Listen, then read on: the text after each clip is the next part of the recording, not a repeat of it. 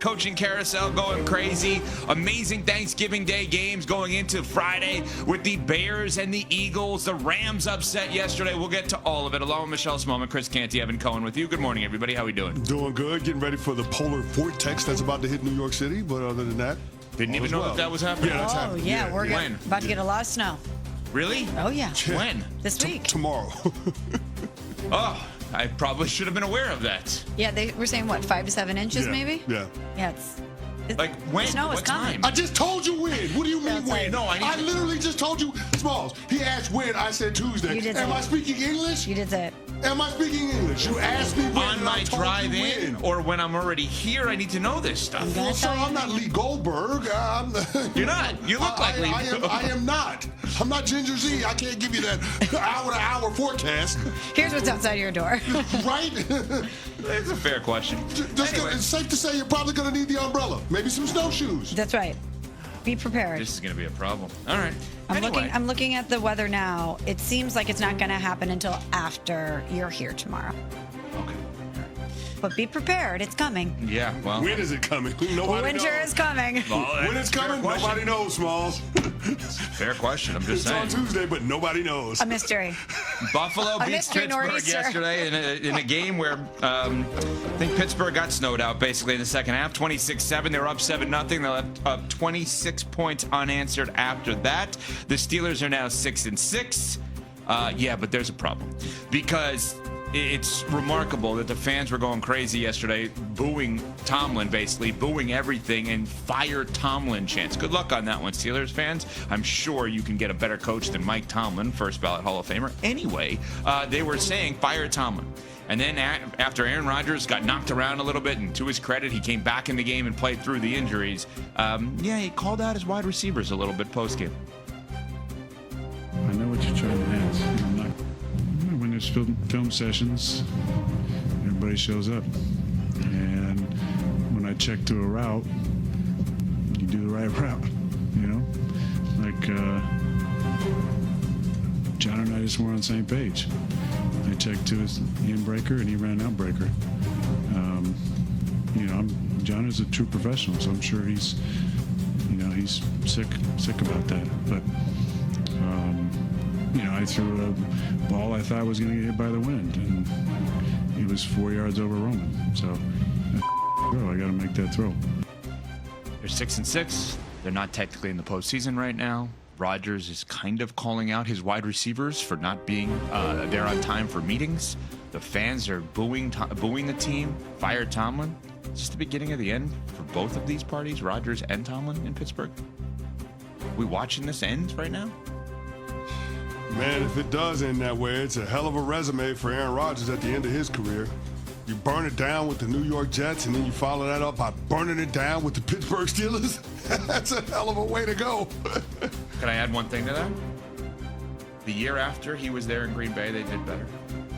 The Jets still have a chance to do better this year with 3 wins now after the win yesterday than they did last year. 5 wins. That's on the Aaron Glenn has done a heck of a job in the last 5 games. Since what I will say is he got his team. So what you're saying is these franchises are all the better for moving on from Aaron Rodgers. I mean, we're trending in that direction, are we not? I don't want to solely put it on him, but are we not trending that direction here? Is it impossible for the Jets to win 3 games? No, I don't think that's crazy. And they're I playing think hard. And I think that this is very much a play the results type of situation. Aaron Rodgers has created a circus-like atmosphere at the end in Green Bay. He did the same with the New York Jets, and it feels like it's trending in that direction with the Pittsburgh Steelers. And this is a franchise that we've always lauded for being buttoned up. Mike Tomlin is a coach that we've always given the benefit of the doubt to. But I'm past that point with this version of the Steelers. Yesterday was abhorrent. I can't remember the last time the Steelers got manhandled in Pittsburgh. They gave up 250 yards rushing yesterday. Yeah. It's the most they've given up in Pittsburgh in 50 years. Literally 50 years, 1975. They got beat up from pillar to post. And Aaron Rodgers is the face of that after taking that sack early in the third quarter from Joey Bosa. He got up with his nose bloody, shaking his hands. That's exactly what it feels like. terms of watching that Steelers team yesterday against the Buffalo Bills. That's what it felt like. Aaron Rodgers was the personification of the state of affairs for the Pittsburgh Steelers program in the direction that the team has been trending in the second half of the season. They faded late last year. They seem like they're fading this year, but it's going to go faster because you have a quarterback that's a week away from turning 42 years old. And he's not going to be good enough in order to right the ship and get things back on track.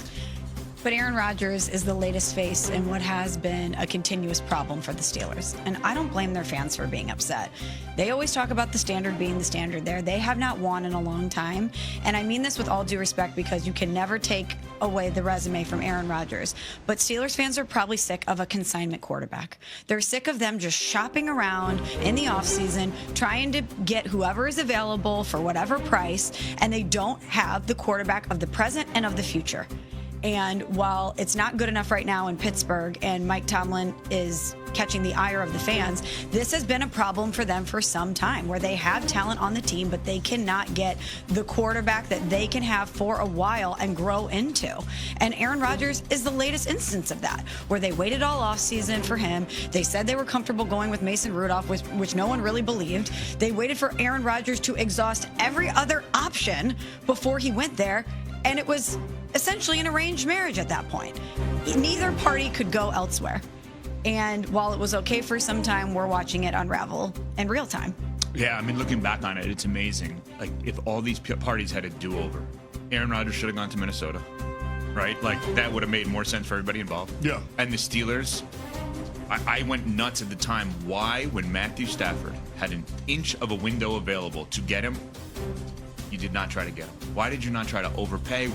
Okay, then even... Probably because they knew he wasn't going anywhere. All right, well, then maybe Sam Darnold. I can't believe I'm saying that because I don't believe in Sam Darnold, but I believe in that concept more than whatever's happening right now. They have to draft a first-round quarterback now. But here's the problem. They're going to be in no man's land to draft a first-round quarterback. They're not going to get the top of the heap, so they're going to say, okay, is this an overpay for whoever slides to them? Well, then the best way of dealing with that is you should have stockpiled multiple picks, which means you probably should have taken advantage of the window you had to trade T.J. Watt. Now you don't have that window. Everything they have done here has backfired. And yet still, guys, they still may win the division. Through all of this, I'm not suggesting they're the best team out there. At DraftKings Sportsbook, the odds right now, Ravens are minus 250 to win the division. Steelers are plus 300. CC's outside looking in, shot of keep an eye on the Bengals at plus 900, okay? So this weekend, is it impossible to think the Bills, who they just played obviously, could beat the Bengals? Of course not. Could the Steelers beat the Ravens? Yeah. And who's in first place? Okay, but if they win the division, they get into the playoffs, how much confidence do you have in them to win a playoff game? Zero. Okay, well then and I don't know it's who the they're exact playing, same but it's results. Zero. The Steelers ain't winning the division. They're not. I'm not saying you're wrong. I'm saying that it's amazing that they still have a shot. And they That's should... an indictment on everybody else in That's the AFC correct. North. Yes, it But it's is. also an indictment on the Steelers they haven't run away with. That's what that is. Well, yeah, we said that earlier in the season. We said that months ago, that the Pittsburgh Steelers had no excuse to lose this division. I think they were something like 3 games up in the win column against the Baltimore Ravens or the next closest team in the AFC North. It was ridiculous that they didn't have an opportunity to take this thing, run away, and hide. But they didn't. They didn't.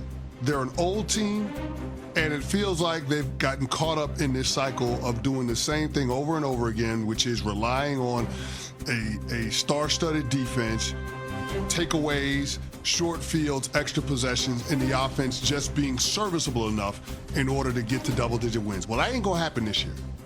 When you look at the remaining schedule, it's just not going to happen. You got 2 dates with the Baltimore Ravens. You got a road date with the Detroit Lions.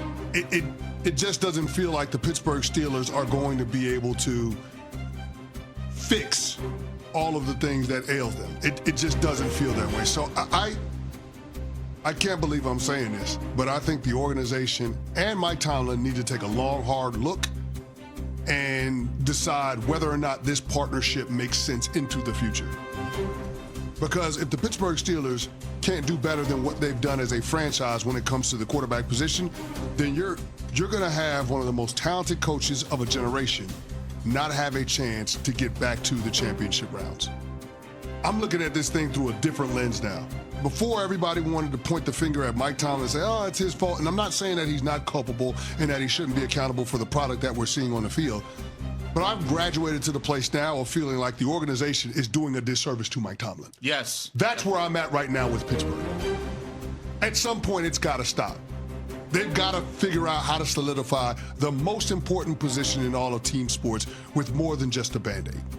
Yeah, I think if you're Mike Tomlin right now, you flip the script a little bit. Here's my list of quarterbacks I'm interested in for next year. If I don't have any of these by this date, I'm out. Enough. Like, I'm done trying to make something out of nothing. Well, if you get to the place where you're given an ultimatum in a relationship, the relationship is over. And I think that's where I'm at with Pittsburgh. The relationship with Mike Tomlin has run its course. He needs a fresh start. They need a fresh start. And I'm not saying that Mike Tomlin, has lost it or anything like that. I think he'd have his pick of jobs if he ended up, being available. Oh, yeah. And so I think it's clear that what they've been doing in Pittsburgh is not working. And they're not going to be able to get out of it until they make dramatic changes. And to me, the dramatic change is at the top spot with the head coach. All right, coming up, we go one line. Every game around the NFL, one-liners plus Lane State University. We will get to that in a little bit as well. We're on Sportsmanlike, presented by Progressive Insurance.